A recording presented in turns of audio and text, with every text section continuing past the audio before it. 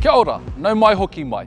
Our sports halls are the home to our social games, sports tournaments, and all around good energy here at Hiwa. Whether you're playing basketball, futsal or badminton, here are a few friendly reminders that will help you play respectfully and safely here in our facility. Appropriate sportswear is to be worn in both our sports halls, and please use clean, non-marking sport shoes.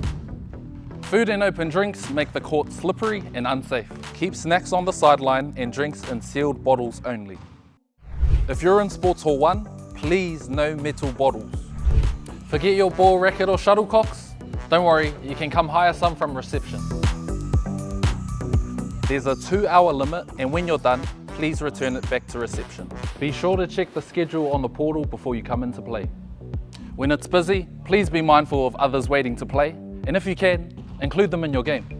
Ayo sub! Please be gentle with equipment and respectful of others. No hanging on hoops, smashing balls at walls, or turning the court into a UFC match.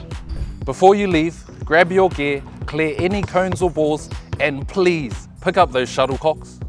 Keep the playing area clear.